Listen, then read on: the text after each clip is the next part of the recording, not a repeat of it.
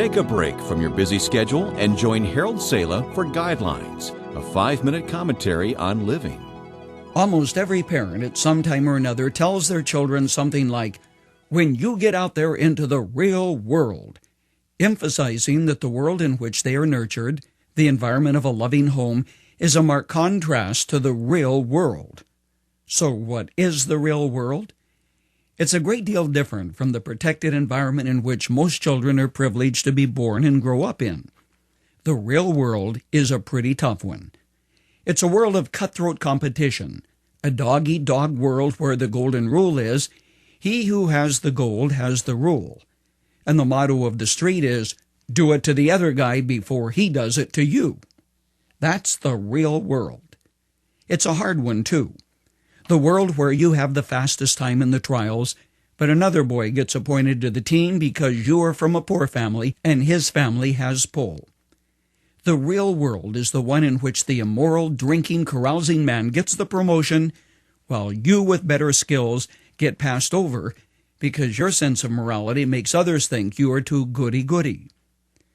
The real world is the one in which a mother of 3 young children loses her fight with cancer, while her neighbor, who sleeps with a variety of men, seems to enjoy good health.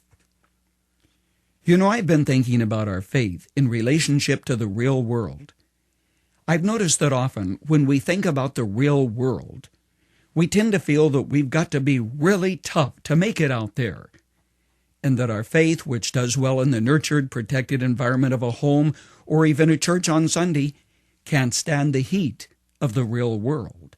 African violets or delicate orchids grow beautifully in the protected environment of a greenhouse, but put them under the scorching heat of a desert sun, and they quickly wither and die.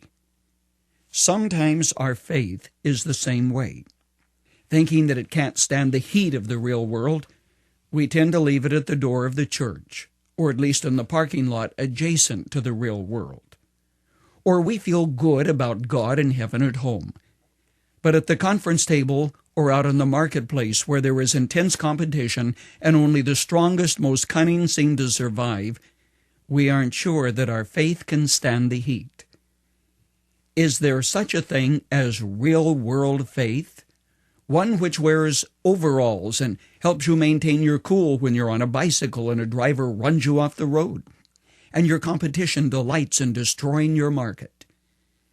The dictionary defines the English word real as genuine, authentic, without fraud or sincere. Real-world faith. Frankly, there is but one kind of faith, and it is real-world faith. It was into a real world that Jesus came long ago. His was not a nurtured, protected kind of faith. He faced the assaults of an unbelieving, hostile world, and he never turned or ran. Real-world faith begins with an encounter with the real Jesus. Not a wimpy, namby-pamby sort of individual who wears lace on his handkerchief and hides in the cool recesses of a cathedral. When Jesus Christ really touches your life, and you know who He is, your life begins to change. And that change can stand the heat of the real world. Interested in strengthening your faith, taking it from the hothouse to the real world? Then pay attention to the guidelines that come from the book of books, especially the book of Romans. Paul wrote, "So then faith comes by hearing, and hearing by the word of God." Real-world faith is the only kind that can meet the needs of hurting people. It works.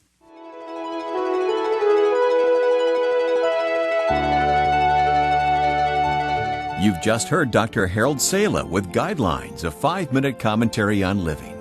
If you would like to listen to the program again, download a copy, subscribe to our e-commentary, or view other resources, visit guidelines.org. We would like to hear from you too.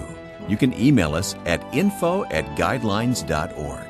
That's info@guidelines.org. Thanks for listening, and we invite you to join us again for the next edition of Guidelines.